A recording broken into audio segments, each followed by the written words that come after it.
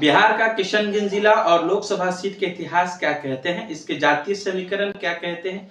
आदाब सलाम, मैं अफजाल अहमद, आप देख रहे हैं लोकसभा स्टोरी।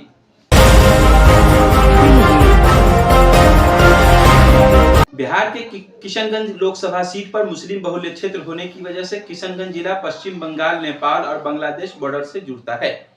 इस इलाके को सीमांचल के नाम से भी जाना जाता है।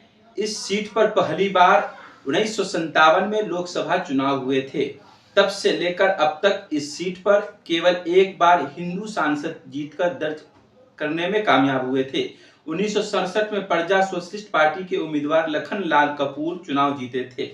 इसके बाद से मुस्लिम उम्मीदवार ही चुनाव यहां जीतते आ रहे हैं। मुस्लिम बहुल्य सीट होने की वजह से एआईएमआईएम प्रमुख असदुद्दीन ओवैसी भी यहां से अपना उम्मीदवार उतार रहे हैं। 2024 के लोकसभा चुनाव में एनडीए की सीट शेयरिंग में यह सीट किशनगंज लोकसभा क्षेत्र जेडीयू के खाते में चला गया है। सीट के इतिहास पर नजर डालते हैं तो पहली बार 1957-1962 में कांग्रेस के मोहम्मद ताहिर से यहां चुनाव जीते थे, वह संसद पहुंचे थे। इसके बाद 1967 में यहां से पहली बार हिंदू उम्मीदवार लखन लाल कपूर ने चुनाव जीत दर्ज की थी। लखन लाल कपूर की पार्टी का नाम प्रजा सोशलिस्ट पार्टी थी। 1971 में कांग्रेस के जमील उर रहमान सांसद बने थे। 1967 में जनता पार्टी से हलीमुद्दीन सांसद बने थे। 1980 से लेकर 1984 में कांग्रेस की टिकट पर फिर हलीमुद्दीन रहमान फिर सांसद बने थे। 1989 में कांग्रेस से एमजे अकबर यहां से चुनाव जीतकर सांसद पहुंच चुके हैं। 1991 में जनता दल से सैयद शहाबुद्दीन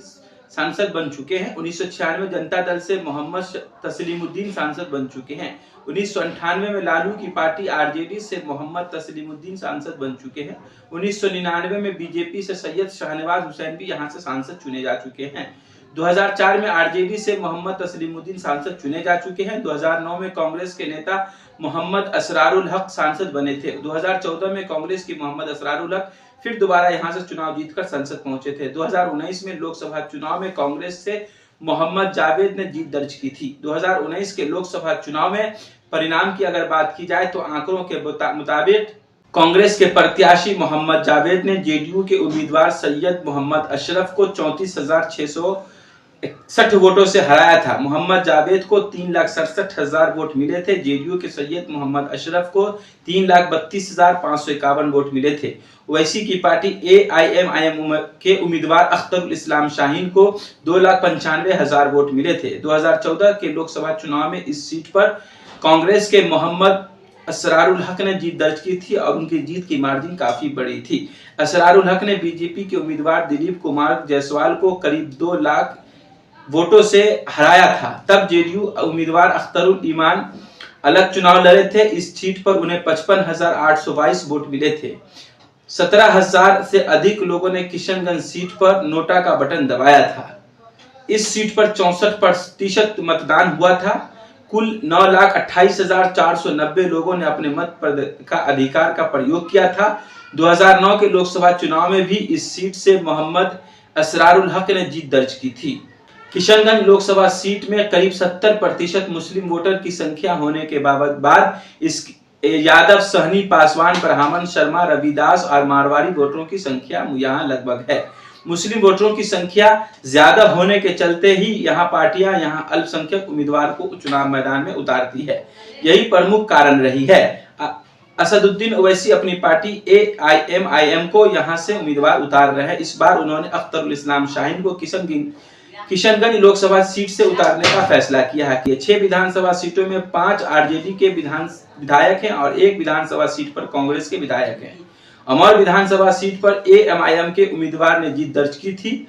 बाद में इस विधायक ने पार्टी बदलते हुए आरजेडी में शामिल हो गए थे।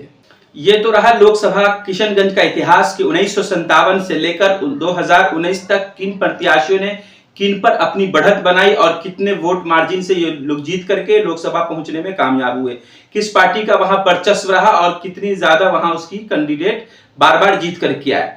अभी फिलहाल 2024 में एआईएमआईएम के कैंडिडेट अख्तरुल इस्लाम शाहीन को वहां ऐलान कर दिया गया है असदुद्दीन ओवैसी की तरफ से कि वो वहां चुनाव लड़ने जा रहे हैं। एनडीए गठबंधन में जदयू के खाते में सीट गई है और मुजाहिद इस्लाम वहां से चुनाव लड़ने जा रहे हैं।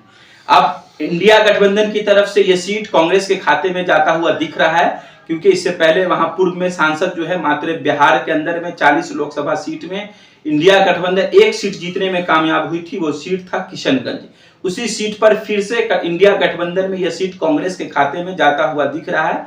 अगर कांग्रेस को यह सीट मिलती है, जावेद आलम को यह सीट मिलेगा और फिर वो दोबारा चुनाव लड़ेंगे। 2019 में वो जीत करके लोकसभा पहुंचे थे कांग्रेस के चुनाव चिन्ह पर।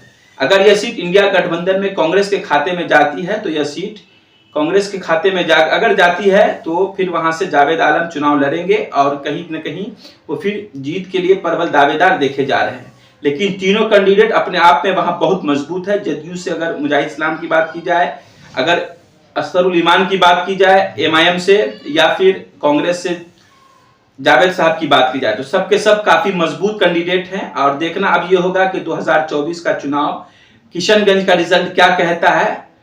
और रही बात किशनगंज में वोटों की बात, तो वहां 70% से ज्यादा मुसलमान होने की वजह से सिर्फ एक बार हिंदू कैंडिडेट जीतने में कामयाब हुआ था।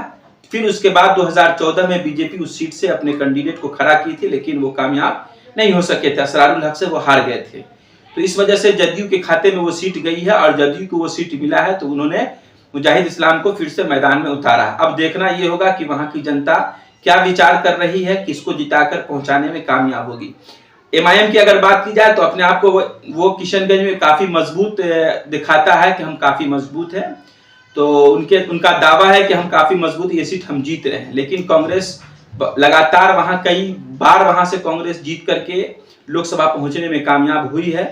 तो ये देखना होगा कि कांग्रेस के जावेद आलम कितने मजबूत पड़ते हैं, या फिर मुजाहिद इस्लाम जदयू से इंडिया गठबंधन के इस बार भारी पड़ जाते हैं। ये देखने वाली बात होगी। आप यह खबर 24 दैनिक बिहार ग्रामीण पर देख रहे थे। अगर आपने हम अब तक यूट्यूब पर सब्सक्राइब नहीं किया तो कर लीजिए। अगर आप यह वीडियो फेसबुक पर देख रहे हैं तो फॉलो कर लीजिए। खबर के साथ जुड़े, इसके लिए आपका विशेष रूप से बहुत बहुत धन्यवाद। अगर आपके पास खबर या विज्ञापन हो तो आप हमारे दिए गए नंबर पे कांटेक्ट कर सकते हैं, संपर्क कर सकते हैं। हम आपके खबर को या विज्ञापन को जरूर चलाएंगे, जरूर दिखाएंगे। हमसे जुड़े, इसके लिए आपका विशेष रूप से बहुत बहुत धन्यवाद। जय हिंद, जय बिहार।